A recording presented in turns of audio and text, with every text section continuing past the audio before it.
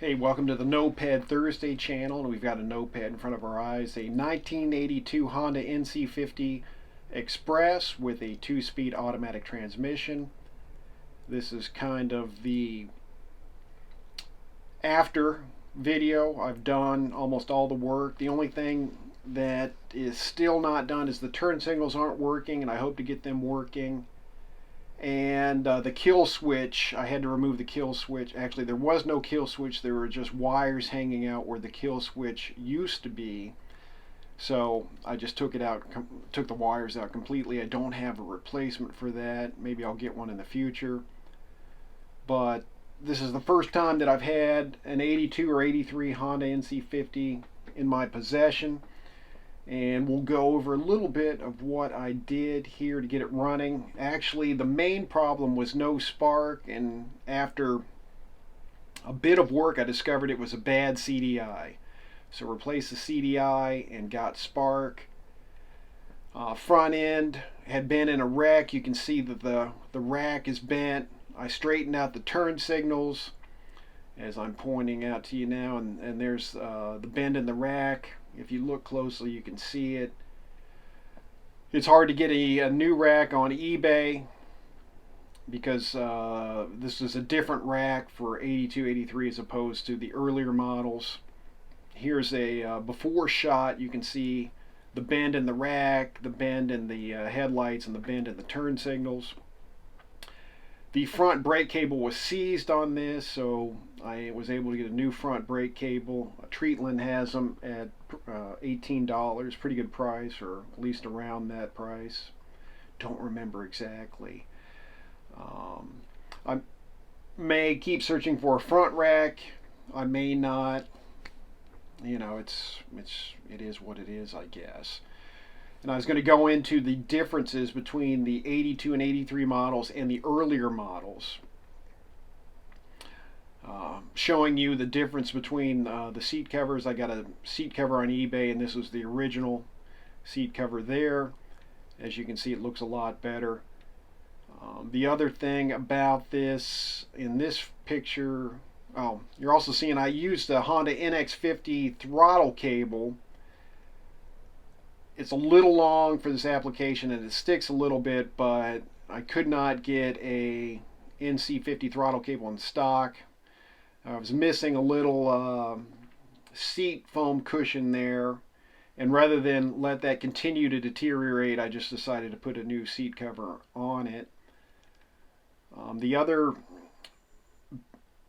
Another big difference between this one and earlier models is the rear rack is considerably beefier. And we'll twist around and I'll show you that. The bolts, it's bolted up with Meteor bolts, that's for sure. The rack rails or the rack structure is a lot beefier as well as compared to the older models. Here's an older model rack, and this was typical on 77 through 80. I'm not sure about the 81s because I just don't remember. I've had an 81 or 2 in my possession, but I don't recall offhand exactly if it was an older model rack or one like this. I think it was more like the older model rack. Somebody in the comments below can talk about that if they'd like. Of course, this has the 2-speed transmission. We talked about that. It's got the oil tank under the rack, and that one's missing the cap, and I think the oil sight leaks, so won't be using that. I'm running premix in a bigger tank. I think this is a bigger gas tank than in the earlier models. Actually, I'm pretty sure. Here's an earlier model seat. You can see the difference between that and the seat here. Of course, the NA50 had a completely different seat, more like an urban seat. And I don't have a picture of that. Also, for some reason, Honda put the ignition coil on the frame under its own cover. Luckily, I do have that cover. I also have the cover for the original, or I have the original air box. And it used to be Honda kept the ignition coil under the seat with all the electricals there. And they decided to move it under the frame and put it under cover. and actually my ignition coil wire is too long there, but I have the right wire. Here I'm pointing out that the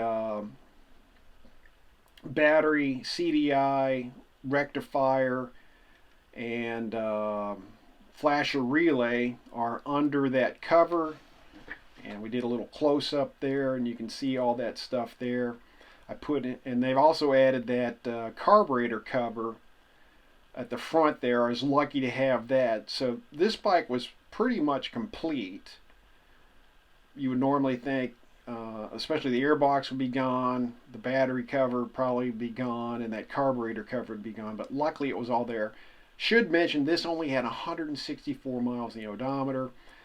Just pointed out the auto choke.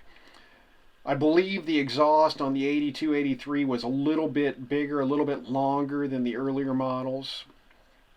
I have a bunch of rust on the hub, which is strange. And here's another shot. I put on new tires as well, but it's strange to have so much rust. It must have sat outside, especially since it has so little miles.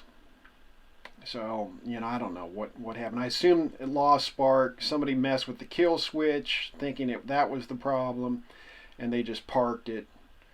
Who knows? And then just showing you more pictures of the hub there. This was missing the key, and on the ignition cylinder, and also that cover's a little loose. I don't know if that was probably part of the result of the wreck or wrecks it had been in. But I went to cyclekeysonline.com, gave him the code off the ignition cylinder, which is a series of letters and numbers, and the 208 on that code was the key code, and he made me a new key, and I got another ignition cylinder that had another key made for all in for like $20, which was really nice. So Cycle Keys Online, if you're missing a key, you just have the cylinder. Pull the cylinder out, find the code on it. It's really small letters and numbers, and send it. And I just took those wires out. The kill switch is gone completely. Maybe I'll try to find a kill switch, maybe not. I do have the key at the very least.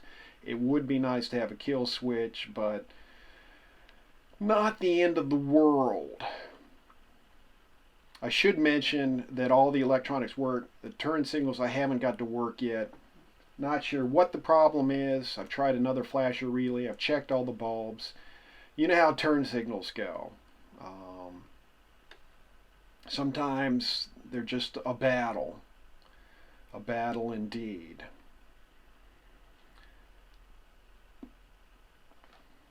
A throttle cable, I need to tie that up to the frame there. I guess I'll do that later.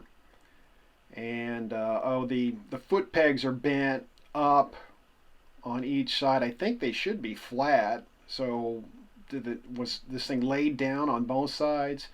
There's a new front tire as well. New front brake cable, but I think I mentioned that already. And the brakes work great on this thing now. As a matter of fact, I can pretty much lock them up. So, I've got that going for me in case I've got to stop in a hurry. Little rust on the front hub and on some of the hardware there. Little rust on the frame.